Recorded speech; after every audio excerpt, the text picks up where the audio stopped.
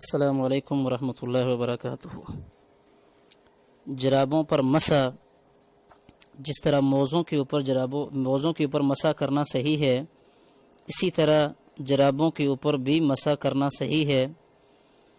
اس کے بارے میں جو دلیل ایک تو دی جاتی ہے سنن نبی داود کے حوالے سے، جو سنن ترمذی وغیرہ میں موجود ہے، مغیرہ بن شعبہ رضی اللہ تعالی عنہ جو فرماتے ہیں کہ اللہ کے رسول صلی اللہ علیہ وسلم نے وضو کیا، جرابوں اور جوتوں پر مسح کیا۔ اس میں امام سفیان ثوری رحمۃ اللہ علیہ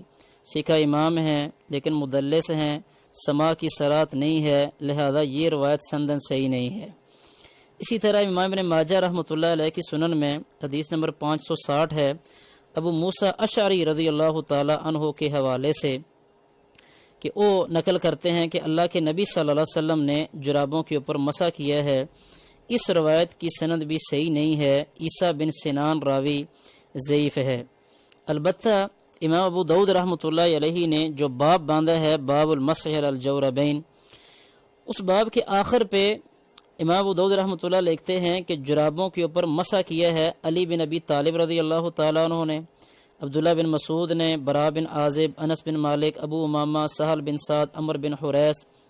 اور عمر بن خطاب رضی اللہ تعالیٰ اور عبداللہ بن عباس رضی اللہ تعالیٰ عنہما سے بھی یہی نقل کیا گیا ہے۔ امام ابو داؤد رحمۃ اللہ علیہ نے یہ جو لکھا کہ علی بن ابی طالب رضی اللہ تعالیٰ عنہ مسح کرتے تھے، یہ اثر متصل سند کے ساتھ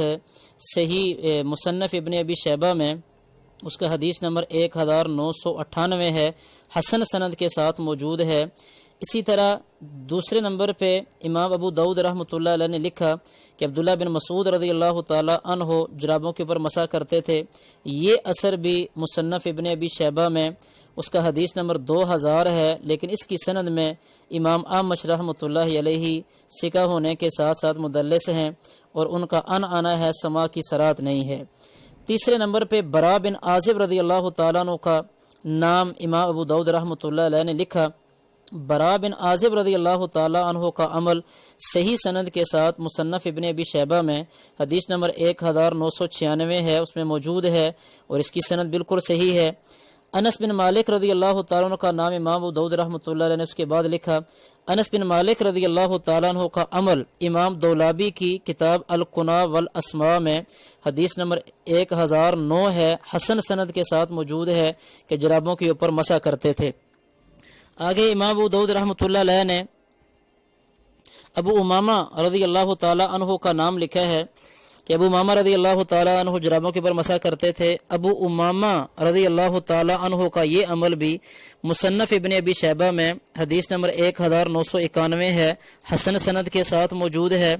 آگے امام ابو داؤد رحمۃ اللہ علیہ نے سہل بن سعد رضی اللہ تعالیٰ عنہ کا نام لکھا، ان کا عمل مصنف ابن ابی شیبہ میں حدیث نمبر 2002 ہے، حسن سند کے ساتھ موجود ہے۔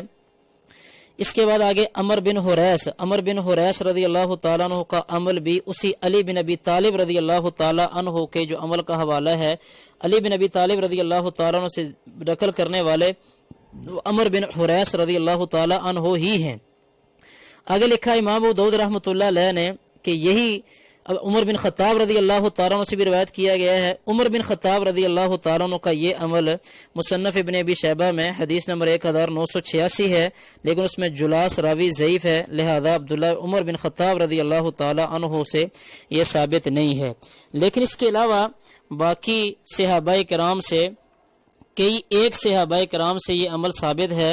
امام ابن قدامہ نے اپنی کتاب المغنی میں اس کی پہلی جلد صفحہ نمبر 181 پہ مسئلہ نمبر 1426 میں یہ بات لکھی ہے کہ اس بات پر صحابہ کرام کا اجماع ہے اور ان کے زمانے میں صحابہ کرام رضوان اللہ علیہ مجمعین کا اس مسئلے میں کوئی بھی مخالفت کرنے والا نہیں تھا، تو لہذا جرابوں کے مسح پر صحابہ کرام رضوان اللہ علیہ مجمعین کا اجماع تھا، لہذا ایسی موٹی جراب جو موزوں کی طرح سردی سے بچنے کے لیے انسان اپنے پاؤں کے اوپر پہنتا ہے، تو اس کے اوپر مسح کرنا بغیر کسی شک کے صحیح ہے۔ صحابہ کرام کا اس کے اوپر عمل موجود ہے۔ اللہ تعالی ہمیں سمجھنے کی، عمل کرنے کی توفیق عطا فرمائے۔